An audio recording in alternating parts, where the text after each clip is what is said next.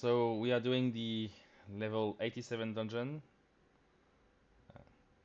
Ktisis Hyperboreia. So here we have the normal trust members with me, but if you do it the first time, you'll have the privilege of running this dungeon with Dennett, Emmett Selk, and Yves, which is one of the most probably surprising experience in the Endwalker expansion. This is a dungeon which is extremely critical to the story. I would again advise to really pay attention to what Amy said at the background, and of course this is one of the key turning points of the entire expansion. We have also this little text here that explains a bit more the location. So here we can do groups 2 by 2 here. It's actually quite easy to do so. Again, make sure you select Uryonji as healer because, as usual, Alfino cannot manage this.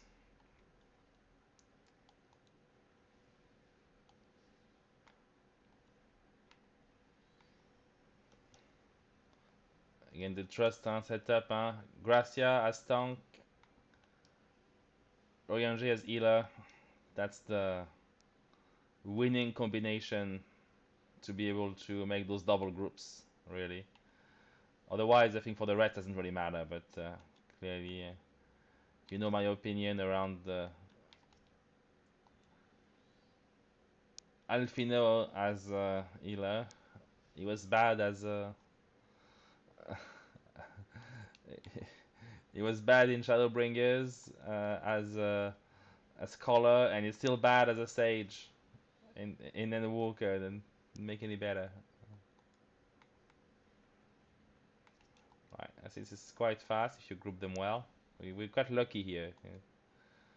With they were pretty well grouped. All right, 2 groups down. Also admire the landscape here, which is one of the most unique dungeon in the entire game.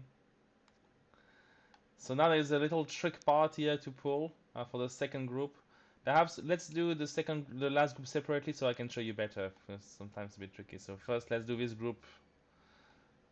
You can do 2 groups at the same time here, but there is a bit the tricky part for the next group. I want to show, make sure you understand, because people may just say what's happening.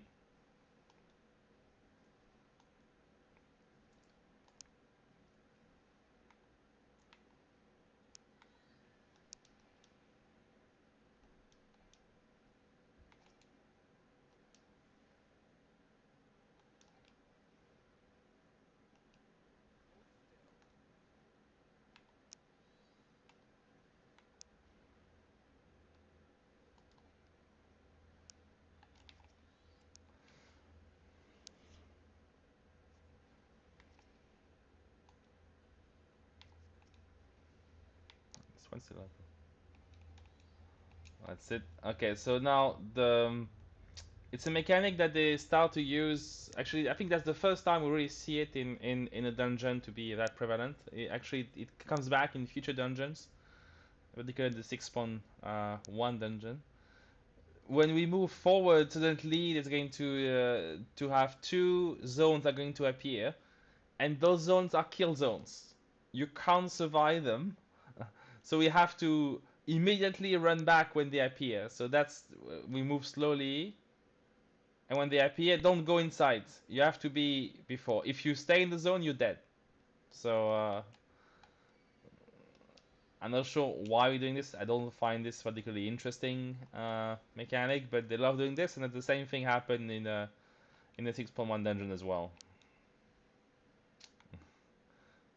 I guess someone thought at Square Enix it would be funny to kill players, who don't know and then just walk into the zone.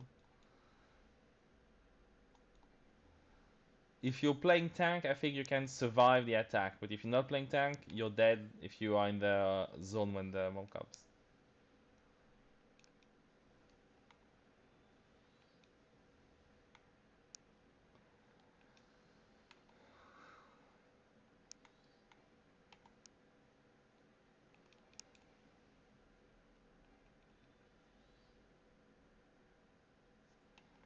quite a bit of HP in those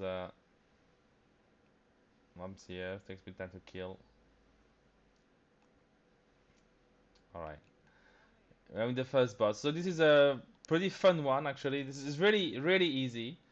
Um, so you see the six again. Apparently they love those things as six. A lot of this in the as well. The six amount of snow in the arena. And what's going to happen is the boss is going to turn invisible and then go to one of them. But you're going to see, even if it's invincible, you see his footsteps. So you have to follow the footstep to find in which one he is and be just behind it, right? So if he goes to this one, you have to be just there. If he goes to this one, you have to be just there. And it's quite funny because the trust members are going to make some interesting comments when it happens.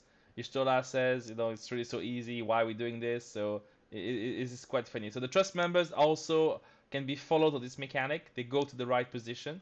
So it's quite easy. If you can't follow the footsteps, you can just follow a trust member. That's really that's not hard. And I think the rest is just a few AoEs to avoid. Really nothing difficult, particularly if you're range. It's a very funny boss. Not hard at all. Okay, it's getting.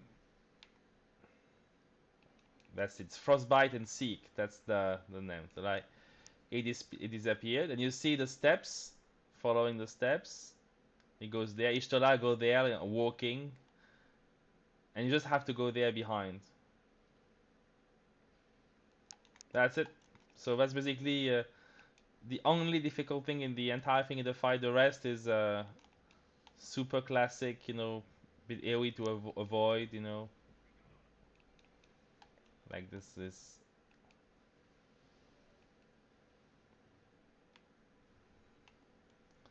Yeah, just don't be in the basically don't be in the red. Right, the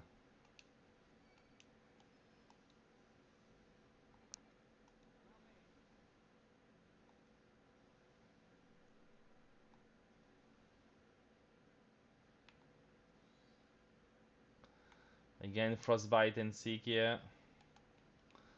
So we follow the footsteps. Like it's more complicated, but you see you can look toward the end. It's ending obviously here. And you see Ishtola again is walking there. Grazia is running. You have a lot of time to just join them.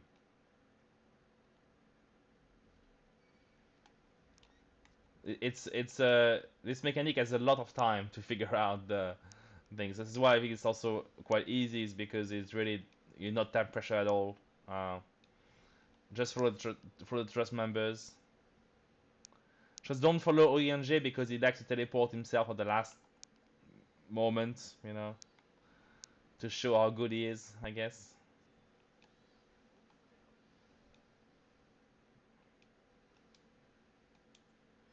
Again, just avoid. There's a stack marker here, but we can ignore it. They will take it.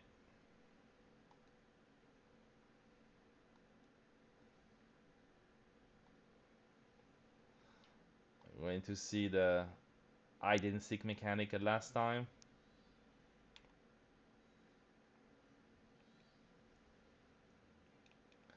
It's coming. Frostbite and seek. Alright. So you see it's ending again. You can just follow the trust members. Be there. Wait till he comes back.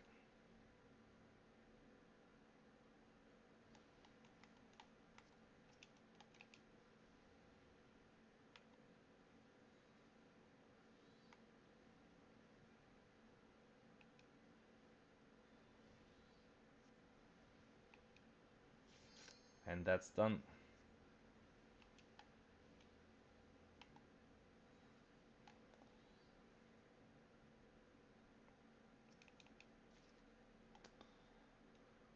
On to the second part of the dungeon.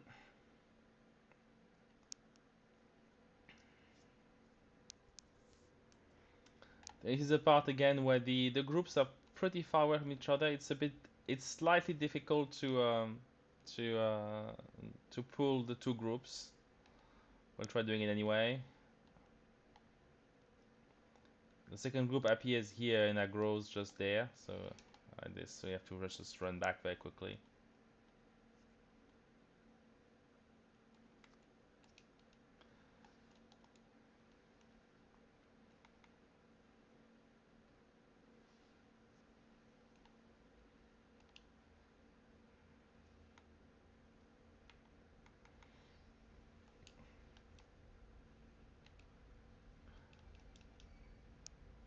Pretty easy over there, just again AoEs, AoEs.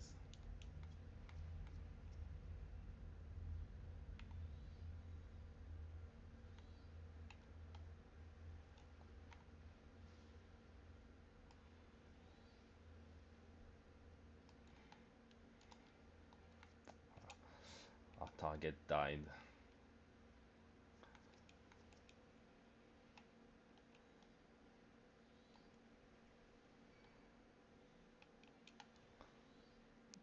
This one was probably poorly in the AoE, still a lot of HP.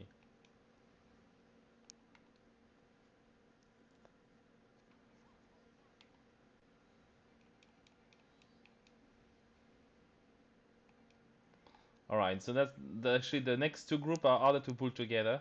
We'll try doing it, but that's they are quite far away, so this was the same issue we had in the previous dungeon, where it's not obvious to group them because of that. So we can try to do it anyway. Okay.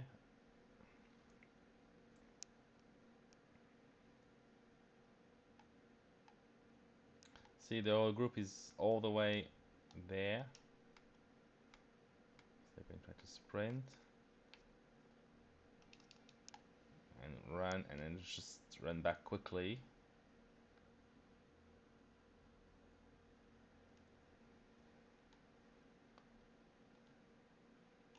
That's it. No, it went well.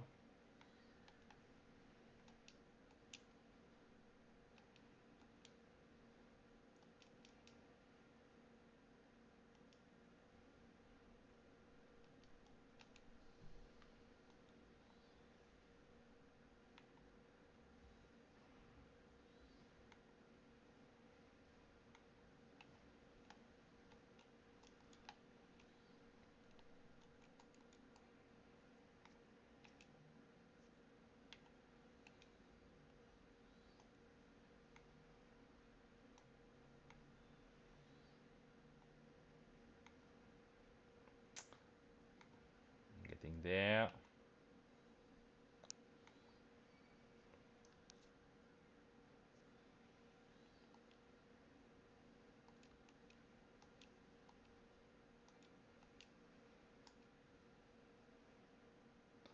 There's two more.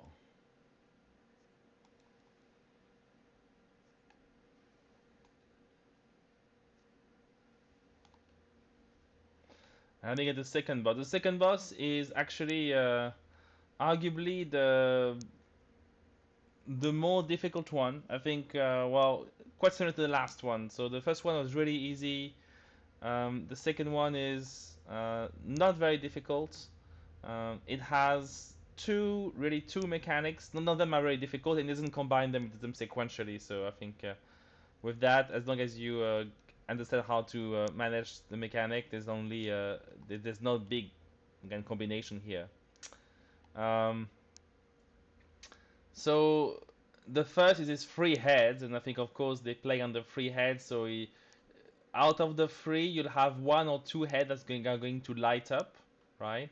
And the first head, basically, you have to think that based on his position, there is three big areas. One is basically all the cone in front of him. That's the frontal head.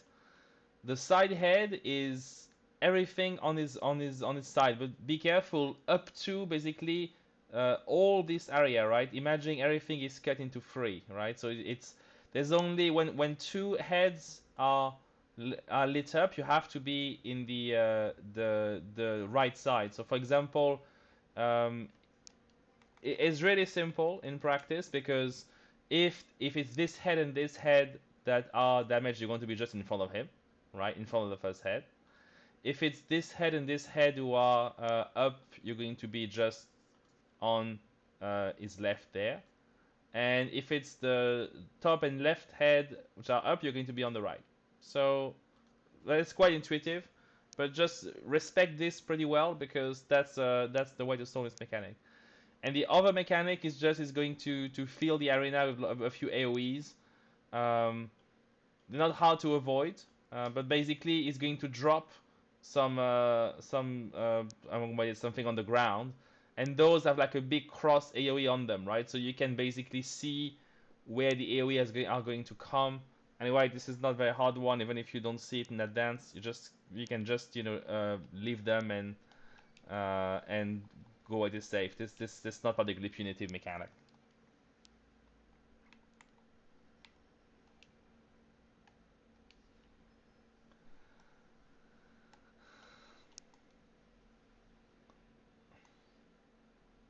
So you're going to wait the first head mechanic is going to come. So you see the front one is up, so you have to be on. So you have to be on one of these two sides. So this side is okay, for example.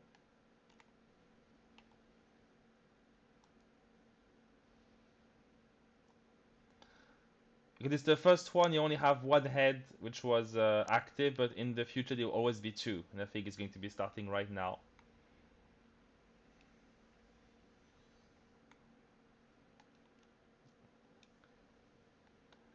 So the two heads are active at the one end, so we're basically on the side. The head is not active, just here.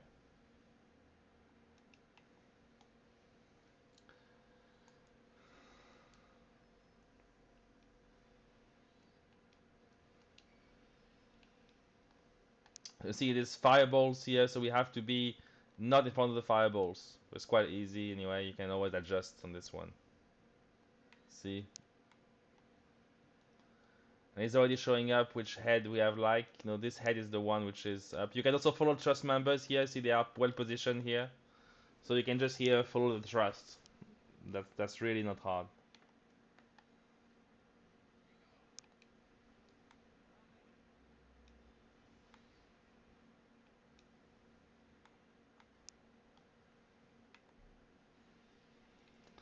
Alright. We have again the fireball. So you can just move there. See, there's a lot of time to move. You have a stack marker here. We go toward the trust. Again, Pyrrhic Breath, follow the trust member here.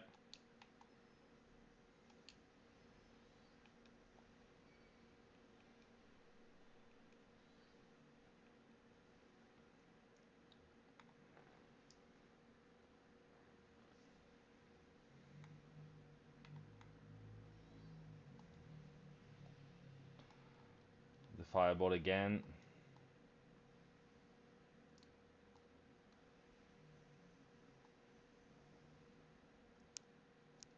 This time is the front head which is not tapped, so you have to be in front, right? Again.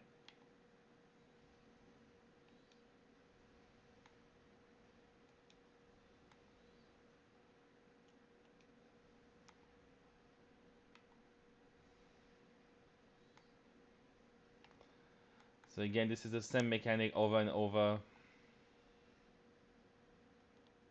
Just be away from the fireballs.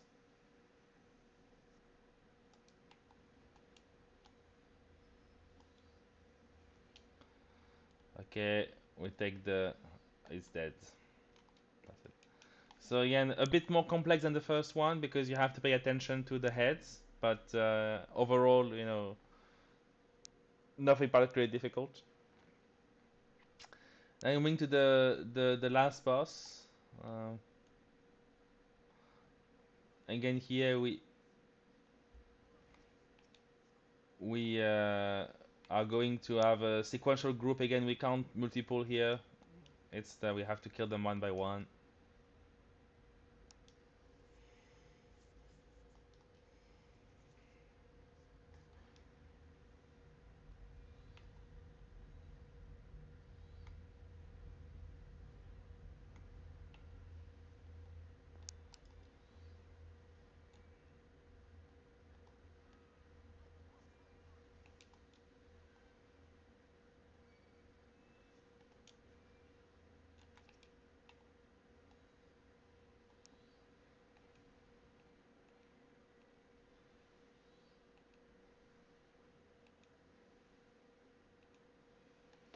it.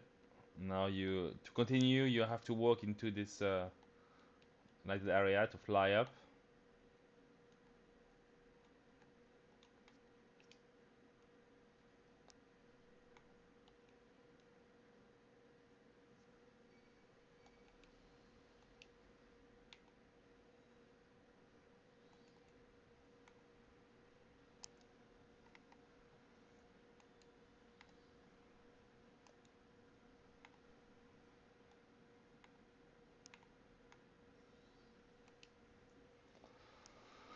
This is relatively fast.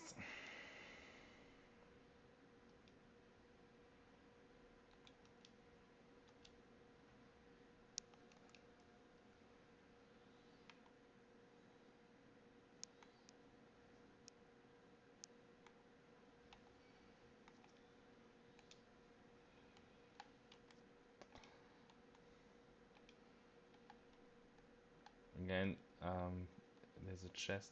There's a chest here if you want to take one.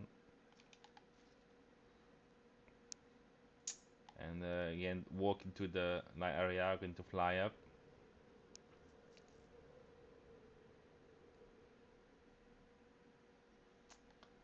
Again, here we have two sequential groups. Once this group dies, a new group comes.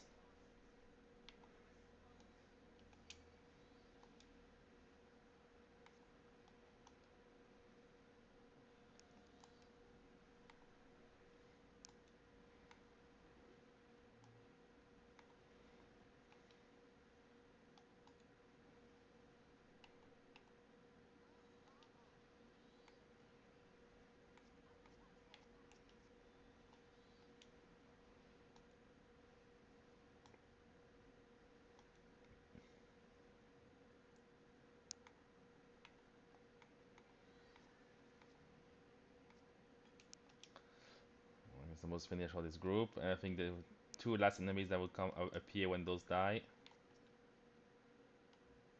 Here they are.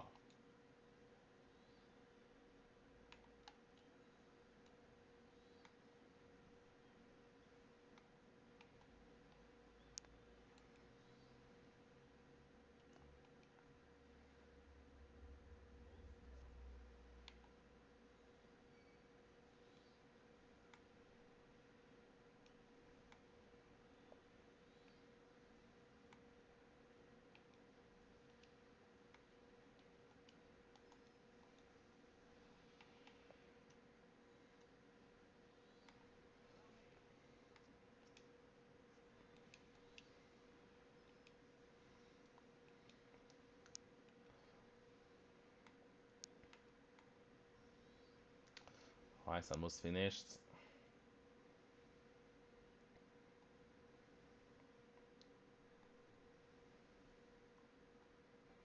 Alright, we're at the final boss. I think there's another chest here if you want to pick it up, just before the boss fight.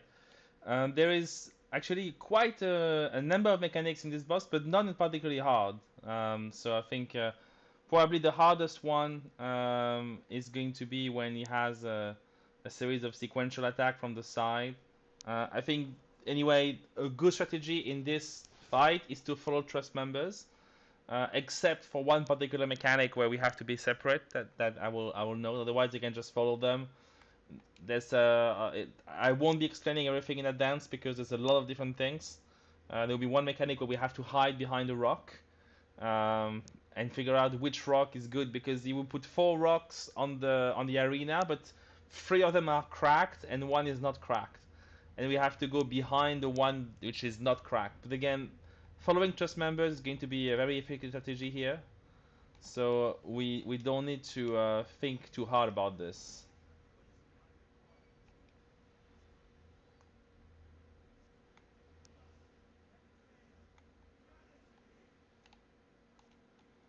With the camera a bit far away here to see. So the arena is in a circle shape at the moment. So you see here, you have to be away from, not in front of one of those green panels. So you see here, there's 3 here, we avoid them, and there's 4 of them. Huh? Again, you can just stay with trust members here in these things to avoid the panels.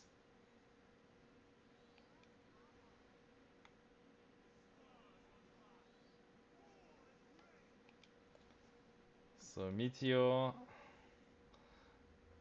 in the center, like the trust members, just follow them. And you see there's the rock which is not damaged, and we have to be behind the rock. The trust members are also coming here at the right position. You just follow them here, and then we move just behind like this, right? So it's always two attacks sequentially. Follow trust members. Remember, you have to move. This one we have to be separate. Create a cross pattern like this, and then you move away from it. It's using Emmett Cell's double ability.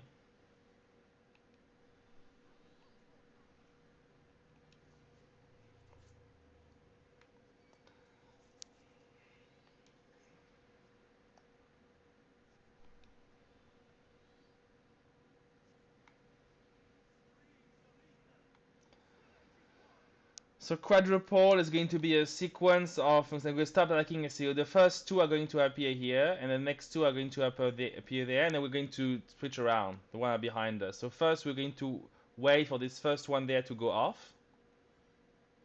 Look at trust members here, then we move there, and we move here. Again, you can just follow trust members for this mechanic, and we have to split out. So again, it's not an easy mechanic, but with the trust, you can easily avoid it. Be careful here again, double AoEs.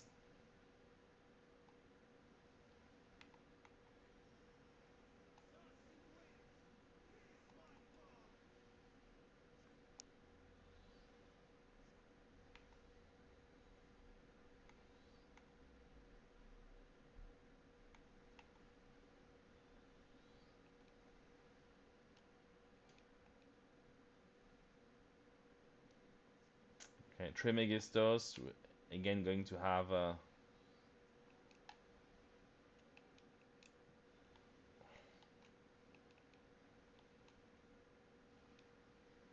2 AoEs. And now we're going to go back to the panel now.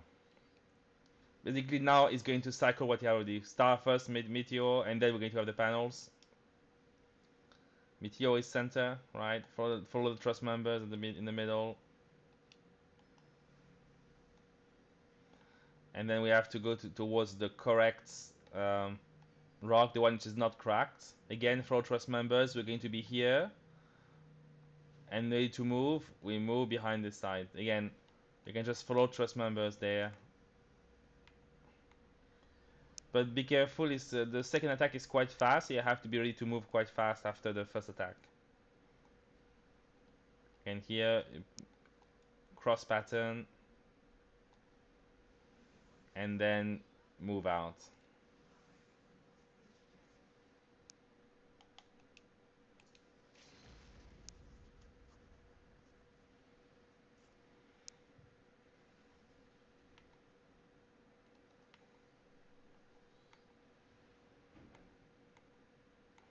And that's done. Enjoy the cinematic after this dungeon, which is probably one of the best ones in the entire game. Thanks for watching.